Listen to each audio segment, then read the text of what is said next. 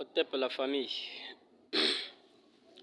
Chaque peuple au monde, nous avons 4 sortes de peuples au monde. Nous avons 4 races donc. Nous avons la race noire, la race jaune, la race blanche et la race rouge, qui sont connues. Et nous avons 4 forces de la nature. Nous avons la force du feu, la force des eaux, la force des terres et la force de l'air.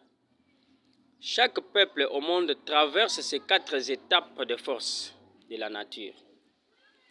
Lorsque un peuple traverse l'étape du feu, c'est à cette époque-là que ce peuple-là sera très fort aux guerres.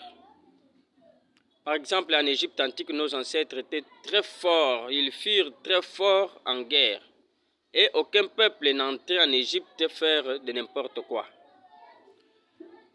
Et en venant de l'étape du feu, on entre dans l'étape des terres. Donc, vous serez dans les esprits les génies des terres viendront chez vous.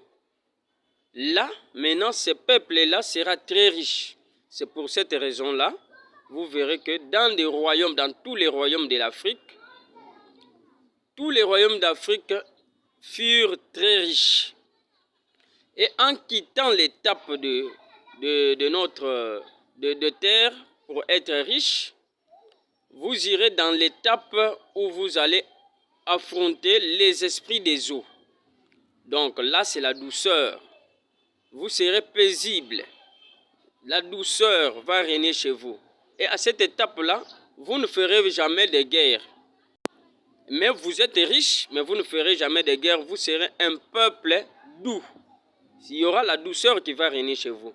Et maintenant, à cette douceur, dont un autre peuple qui achemine maintenant l'étape du feu, viendra chez vous pour vous faire des guerres et vous vaincre. C'est pour cette raison que vous verrez que nos ancêtres furent aussi à l'étape de guerre où les Occidentaux sont venus nous faire des guerres et nous ont vaincus puisque nous étions à l'étape des eaux. Là, c'est la paisibilité, la douceur. On ne peut pas faire des guerres. Et eux étaient déjà à l'étape du feu.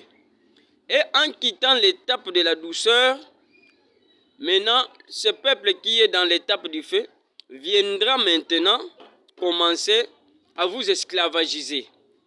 Il dominera le monde. Et en quittant maintenant cette domination, vous reviendrez à l'étape des esprits de l'air.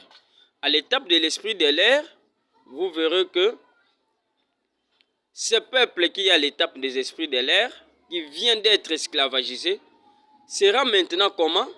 Il y aura maintenant l'univers, à travers la nature, à travers leurs ancêtres, l'univers va envoyer des signaux à ce peuple. Les ancêtres vont envoyer des signaux à travers la nature. Et vous verrez, c'est pour cette raison que vous verrez qu'aujourd'hui en Afrique, il y a des jeunes qui se sont mis debout pour dire que non, nous rentrons à notre ancestralité, à nos coutumes, à nos traditions et à notre spiritualité. Puisque nous recevons des signaux de l'univers à travers notre nature, à travers nos ancêtres. Nos ancêtres nous communiquent par des fréquences.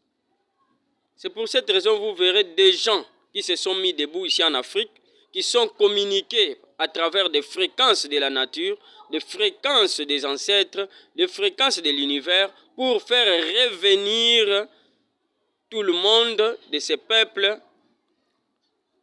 en bon chemin. C'est pour cette raison que nous nous sommes mis debout, puisque nous recevons des signaux. Et ne dites pas pourquoi les Blancs sont venus en Afrique, nos ancêtres, s'ils étaient forts, pas refusé. Ils n'ont pas refusé, puisqu'ils étaient à l'étape de la douceur.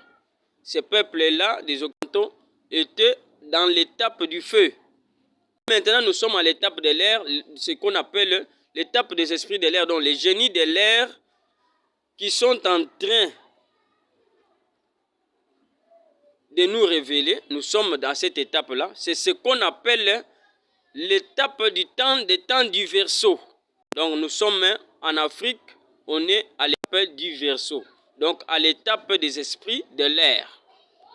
Donc, c'est pour cette raison, vous voyez, toute la jeunesse africaine de partout dans le monde, ils sont là en train de veiller les consciences des Africains.